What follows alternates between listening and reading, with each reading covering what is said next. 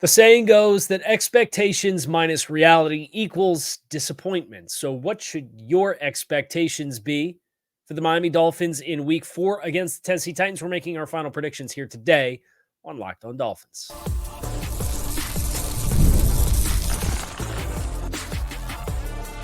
You are Locked On Dolphins, your daily Miami Dolphins podcast, part of the Locked On Podcast Network, your team every day. All right, Miami, welcome to another episode of Locked On Dolphins. It's your team every day here on the Locked On Network. I'm your host, Kyle Krabs, a lifelong Miami Dolphins fan, host of Locked On Dolphins, co-host of Locked On NFL Scouting, the author of Touchdown Miami on Substack, and the NFL Draft lead for the 33rd team. You could find all of our shows here on the Locked On Network on YouTube or wherever you listen to your favorite podcasts. Tip of the cap to our everydayers because it is your team every day. We don't just say it. We live it here on the Locked On Network. The Dolphins play the Titans tonight on Monday Night Football as part of the Monday Night Football doubleheader, which is the dumb thing that they do to get more TV broadcasts and boost the dollars ratings. And I shouldn't really complain because more television revenue means higher salary cap, means more opportunities for teams to spend and try to work on their product. So Miami will be at home for the last time in about a month. The next time the Dolphins will play a home game after tonight is October 27th against the Arizona Cardinals. So a lot is going to change about this Dolphins season with a bye week and 2 road games in Indianapolis and in New England. And it kind of makes this game like this critical juncture of the season. And I'd like to be abundantly clear because Locked On does this thing, right, where you create the content and you do the shows and you do the crossovers, and then they have ways to curate the content and curate the crossovers to create smaller, more easily consumable pieces of content. And one went up on my channel that was curated by the Locked On team. And it was like, how do the Dolphins get back on track in week 4 against the Titans on Monday Night Football? And the comments were, back on track, season's over. And like my expectations for the season are out the window right now. Like I don't know how your expectations for what we wanted this Dolphin season to look like before Tua Tagovailoa tries to run over Damar Hamlin in week 2. Those expectations, I don't think you can responsibly, and if you want to as a fan have them, by all means. But like me, with this show and trying to process and take information as it comes, to always be open-minded to the best decisions the team can make based off the information that we have, and understand that decision-making for the team runs from the top down as far as the direction of the franchise and the players you're committed to and what the season looks like. Like, this is a big game as far as like the pivot of what direction this season can and will go. But to be abundantly clear, my big picture aspirations for this season, they're on hold. I don't know how they can't not be. So this is kind of getting back into Locked On NFL scouting, team building, once upon a time aspiring general manager type of mode where you're looking at everything and you're asking yourself questions about everything. And I'm eager for the game, not because it's like, yeah, the Dolphins are going to win tonight. They very well could win tonight. And I'm probably going to, at the end of the show, make a pick on whether or not I think they will win tonight. That's a tease for later. But it's more, I can't wait to have more information. You only get 17 regular season games. It's a very small sample size, and there's a lot of time that you have to bide in between the new bits of information that you collect. And that game last Sunday, it sucked, right? It was not fun. But then what was fun when you get into this frame of mind of watching the team and you're asking questions and you're evaluating everything that's happening and you're putting everything under the microscope to really say, what are the pillars that you can commit to and continue to be committed to that are the identifying pieces of what this team is then you work through the film, you watch the individual players, and you kind of start cataloging who's playing like long-term answers, who's playing like short-term answers that want to be here. Or are you playing like a short-term answer that maybe there's another option to kind of change things up and mix it up? There's players the Dolphins are going to have to make contractual decisions on, and that includes David Long, who's probably not going to go tonight. It includes Javon Holland. There's some big names on defense. And the defense has been the best unit that the Dolphins have had thus far this season. I mean, they're third in the NFL on third down defense, 26%. They're not particularly good in the red zone.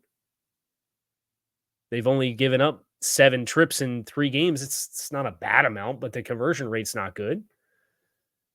They're pretty strong passing game metrics. Some of that's because teams get out in front of them. And then from a drive efficiency standpoint, yards per drive defensively, they're in the top 10 in the NFL this season. Total yards, they're 9th. There's things about each phase of the ball that I think you're hoping continue to see play, whether they win the games or not. And I'm not punting on the season. It's just me being completely honest with you. I had very high aspirations for this football team. And with the quarterback on for an indefinite amount of time and what the offenses look like for the first 3 weeks and some of the coaching staff issues and decision makings that we're hoping they get pulled out of because they're forced to get pulled out of. It's just, I'm excited for a game to see the next step in what this season-long process looks like. And for all the talk about big picture aspirations and outlook and putting them on hold, the NFL had a pretty wild week 4 too, right? Like Buffalo got smoked by Baltimore last night on Monday Night Football. A team that was being given light boxes chose to take the light boxes and actually stick with the run and run the football. It's crazy how that works. But then you had the Jets losing at home to Denver. Their next 2 games are against the Minnesota Vikings and the Buffalo Bills. The Jets might wake up 2 weeks from now and they might be 2-4. Like you just never know. So I'm going to ride this season out, but without the weight of expectations that we had at the beginning of the season. And that in itself is a big bummer, right? Because I think you're going to get to the end of the season and you're going to look at the big catalyst that created all of this flux for this season. And it was Tua Tagovailoa's decision to try to run over Damar Hamlin down 3 touchdowns in week 2. Was that the time and the place to do that? And I get you're trying to make a play and galvanize your teammates, but you're a $50 million a year quarterback with a history of head injuries and durability questions. And they did put in his contract a hard date on his 2026 money guarantee. So even if Tua makes the decision that he wants to continue to play, he's not the only party here that has a decision to make. And because of all that, just kind of take a step back. I'm still excited for the game, but for different reasons than what they would have been otherwise. And we're going to look at this game now that I've tried to put that frame of mind that I am in as somebody who does a show on this team on a daily basis, who also happens to be a lifelong diehard fan of this football team. The tone will shift a little bit. It has shifted in the past week and a half. I can feel it in how I do the shows. But that's, you've changed the focus from how do we win this game to you guys are going to do whatever you do to try to get through this period. And we're going to look at it with a microscope and look at every aspect and fiber of what this team is right now and update it on a week-to-week basis and catalog all that information. So against Tennessee, Tyler Snoop Huntley announced as the starter over the weekend. I think it's very telling. The betting line for this game moved like 2 points when that was announced. So the betting lines rightfully not very kind to Skylar Thompson, who put just a horrible performance out against Seattle before he got hurt. But we're going to look at Snoop Huntley, the Dolphins' offensive game plan, try to figure out what this is going to look like. Got some news about Odell Beckham over the weekend. We're going to get into all that next here on this episode of Locked On Dolphins. Make sure that you stick with us. The Dolphins play at The Rock for the last time tonight in about a month. So if you spontaneously decide this afternoon you want to get down to the game, get your tickets through Gametime. Take the guesswork out of buying tickets. I love the fact that you can choose to toggle on all-in pricing, so there's no surprises with pricing and fees when you put the tickets into your cart. Tickets can be pretty readily available for this game. I'm just saying. You can also get the panoramic views, so there's no surprises for your sightlines. You know exactly what you're signing yourself up for, and in just a few taps, you can get the tickets delivered directly to your phone. So take the guesswork out of buying tickets with Gametime. Download the Gametime app, create an account, and use code LOCKEDONNFL for $20 off your first purchase. Terms to apply. Again, create an account and redeem code LOCKEDONNFL, LOCKEDONNFL for $20 off. Download Gametime today. What time is it? It's game time. I think it probably is important to kind of talk a little bit more about Tyler Huntley, just the individual. Right, so Pro Bowl quarterback. It's like a sixth alternative when he spelled Lamar Jackson in 2022 with a 2-2 record in those games. So Tyler Huntley played his college football at the University of Utah, and I scouted him coming out. I was pretty heavy in the scouting at that chapter of my professional career in 2020. And you liked what he had on display, but Pac-12 football, or the conference that was Pac-12 football that maybe you'll see again, but it's not going to be Mountain West football. It's hard to evaluate because of just how the style of football that they play out there. And I think for Tyler, have had some opportunities to be in a Greg Roman offense that really leaned into his traits, being the backup to Lamar Jackson, and then growing and maturing in an NFL system around NFL players. And then last year being in Baltimore with a different offensive coaching staff, those exposures are probably good for Tyler Huntley. And he tried to spread his wings and go elsewhere, and ended up in Cleveland, where he ended up being a part of probably the most talent-rich backup quarterback situation in the league in the offseason, because they had Tyler Huntley. They had Dorian Thompson-Robinson, who was a day 3 draft pick, talented kid out of UCLA from the 2023 NFL draft. And then they also added Jameis Winston to the mix. That's a lot of bodies. And it felt like once the dust settled and were roster cuts, it wasn't a lot of spaces for Tyler to go, because teams had made commitments. And you're either here's the economics of paying a quarterback in the NFL, right? You're either paying a veteran quarterback, in which case you're going cheap on the backup, or you're not paying a veteran starter who's an established player, and you probably have a first-round pick or a rookie contract at the quarterback position. And in that case, you're more often than not, that is when you are paying a backup reasonable money. People look at Minnesota with Sam Darnold this year and what Sam Darnold's looked like in a 4-0 start. Sam Darnold's looked incredible for the first time in his career. He got $10 million in cash, and the backup, or the backup, was J.J. McCarthy in the first year of a rookie contract. People look at Joe Flacco in Indianapolis, and the starter there is Anthony Richardson on a rookie contract. It's not justifying the Dolphins not having a better option than Skylar Thompson. It's the reality of quarterback economics. And I think where the Dolphins missed was the faith and the trust that they put in themselves in a player who, frankly, was bad in 2022 when he played every opportunity he got, to then say, yeah, you've been in the system longer, you're going to be better. And he's not. And their evaluation of that is wrong. And it's evidenced by them adding Tyler Huntley and now bringing Tyler Huntley into the mix, and the fact that Tim Boyle came in and executed the base bones of the offense better than Skylar Thompson did, and he's been here a couple weeks. So there's a whole conversation to be had about what that looks like, what those decisions mean, who's responsible for those decisions, the ramifications of those decisions being right or wrong. That's not the conversation for today. It's just not. The point being, Tyler didn't really have somewhere else to land, because everybody else kind of had their quarterback and backup quarterback situations stable until Miami had an injury. And lo and behold, he is here. So Tyler, his best production came as a member of the Greg Roman Baltimore offenses, which ran the ball at a very high clip. And I think if you're going to fold this in with what the Dolphins have, you can do some exciting stuff.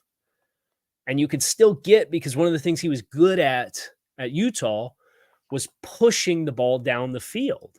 And you could still get your wide receivers involved. It's just fundamentally, I am expecting to see a different style of offense than what the Dolphins have been trying to run during this season.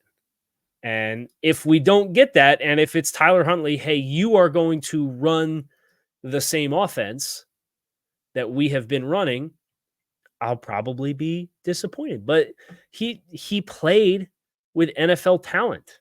Tyler Huntley did at Utah. Zach Moss, the Cincinnati running back, was one of the best skill players on the team. He pushed the ball down the field with success. He averaged 11 yards, air yards per attempt, but it was not a volume passer. But he could run. He had 104 carries his senior year. He had the second most carries on the team behind Zach Moss.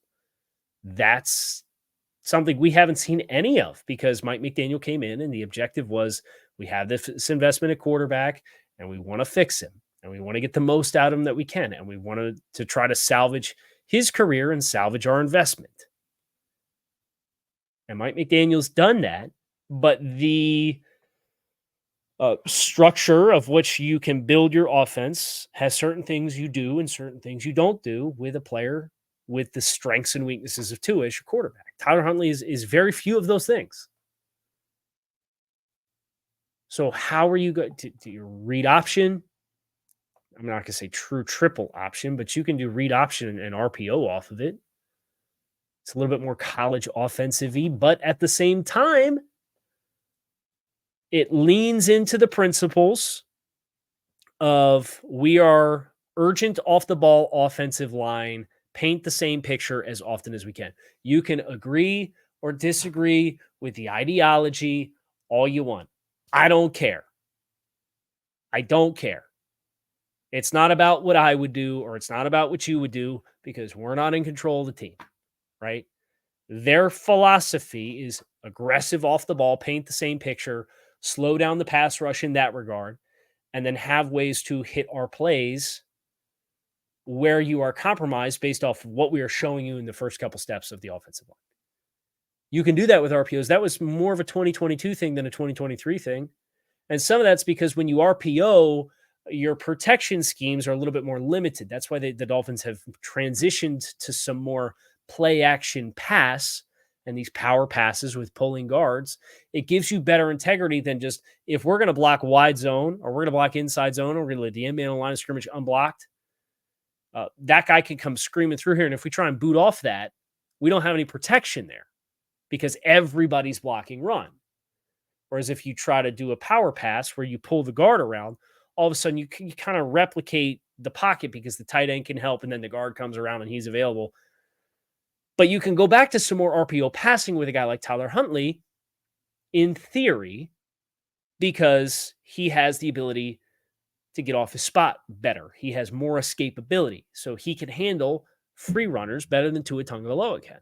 And he can win with his legs as a rusher in a way that Tua Tagovailoa cannot. Can you take advantage of that? I think that is structurally less. I think you'll see more RPOs.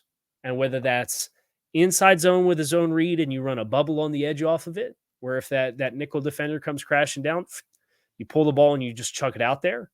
If they stay out wide with the receivers when you run the bubble and you run the zone read and the end comes crashing down, you pull the ball as the quarterback, you go up, you get what yards you can, and please protect yourself. Or I don't want to do this thing that the Dolphins did every time they played a game in 2022, and they're now doing this year, where you start games with a quarterback and then you don't finish the game with the same quarterback. And now you're starting games with a backup quarterback and you're finishing games with a different backup quarterback. Like, can we just play 60 minutes with the same guy? Please? Can we please protect ourselves? So that's for Tyler Huntley tonight, kind of where my expectations are. It's nothing to do with the success. I don't know if it's going to work. And I'm less interested in finding out if it's going to work, and I'm more interested in finding out what buttons do you try to push to find the answers? And how does it work? Not, yes, it works. I expect it to.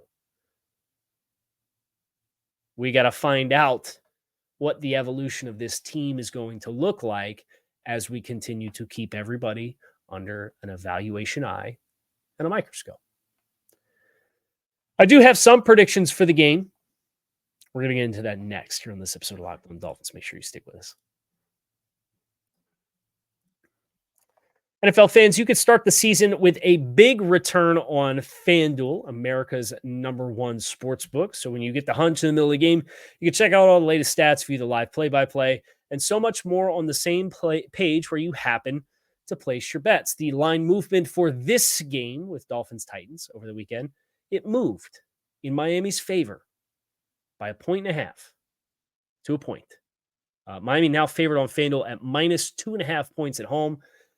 The Tyler Huntley news seemingly giving the Dolphins a little extra juice. You can get started on FanDuel with $200 in bonus bets guaranteed when you place your first $5 bet. That is FanDuel.com, America's #1 sportsbook. Injury report has Teron Armstead out. Kendall Fuller out. David Long doubtful. Raheem Mostert, it's been reported this morning, I believe, by Tom Pelissero of ESPN or of NFL Network. He is unlikely to play. I have a couple of predictions. One is I think we'll see some of Patrick Paul. I don't know how much of Patrick Paul we will see, but based on some of the people that I've talked to, some of the speculation of other people who are around the team from a media perspective, I think we see some Patrick Paul tonight. That is another example of, is it going to work? I don't know, but I can't wait to get more information on that situation to evaluate the decision to draft Patrick Paul and see what it looks like in this offensive system or a variation of this offensive system. I can't wait. I hope it's true. I think the Dolphins defensively, you will see season high snap counts for Marcus May, provided that health allows it. When the Dolphins got down through some of the other corners against Seattle, their answer was Marcus May and Jordan Poyer high and Javon Holland low in the nickel. I would love to see as much of that as possible, especially against a team like Tennessee, who has a couple of really gifted backs. Javon being on the edge, being a tackler, being less of a deep half responsibility to limit explosive play type of player, where his aggressiveness sometimes can get the best of him, I think is a great place to be. And I think Miami still has corners that can play. I think Cater probably is going to project better outside than in the nickel at this stage, just because of all of the instinctual decisions that you have to make when you're not playing main coverage in the slot. So I think you'll see Ramsey and Cater outside. I think you'll see more of Javon Holland in the nickel, and I think you'll see a season high in snaps in Marcus May. And I think that's a good thing. Now, in a perfect world, you'd have Kendall Fuller because I think he's a better player than Cater Kohu. But I don't think we could sit here and say the answer tonight is Storm Duck or Ethan Bonner. And I think you, in the process of working through this injury, can play Holland in a position to potentially put him in his best position to make impact plays. Does that guarantee that it works and it's going to win the game? No, not at all. But it's an evaluation pinpoint that I had from week 3 that I'm hoping we get more of in week 4. I think that Dolphins defense will avoid the slow start tonight. I actually think they're going to have a big night tonight defensively. The Tennessee offensive line situation is even worse than what Seattle's is. And Calais Campbell and Zach Sealer were unstoppable against Seattle. It's a shame that this team had one explosive play they gave up and could not move the ball at all, because Sealer and Campbell, I mean, that was an electric 1-2 punch on the inside. And they're getting snap count rotation for Calais Campbell, where he's not playing all the snaps. He's probably playing close to 50% of the snaps. And what you do outside of that, the other guy's going to pick up the slack. But I think we'll have a big night tonight from Jalen Phillips. I think the Dolphins defense is going to grab a couple turnovers here. And because of that, I do think the Dolphins will win tonight. Something along the lines of 20-13, 22-16, something in that ballpark as far as score outputs. The game total for this game over on FanDuel right now is 37.5 points. I think you're right on that. When I said 20-13, 22-16 be 38. Probably responsible to take the under if you're into that sort of thing, but I do think the Dolphins will get it done. I think the tone of the team has been such that it seems as though they understand the magnitude of where they're at right now. And this is a team that has a lot of veterans and a lot of pride. But if they don't get this one, I really worry about what the rest of the season can start to look like. But I think they know that too. I think they understand how important this one is. Mike McDaniel, for as much criticism as I had of the game plan last week, was pretty candid about if I knew it was going to go like that, I'd have changed everything from the plan to the players. And we'll see if he puts that into action tonight. I think he will, because I do think he's a better coach than what he's shown early on this season. And hopefully some of the circumstances around the team pull him into being forced to make some of those dramatic changes to get this team with the fire lit underneath of them. But we shall see. Dolphins play tonight at Hard Rock Stadium, 7:30 Monday Night Football against the Tennessee Titans. You can keep it locked in right here on Locked On Dolphins. We will have the postcast with Grease in the immediate aftermath on a live stream that'll go on the podcast feed. And that show will also go on Locked On Sports Miami on YouTube. And then I will also have my own post-game show tonight. That show will also go in the podcast feed, and it will go on the regular Locked On Dolphins YouTube page as well. I'm Kyle Krabs. You can keep it locked in right here on Locked On Dolphins. It is your team every day. I appreciate you guys checking out the show. Make it a great rest of your day, and go Fins.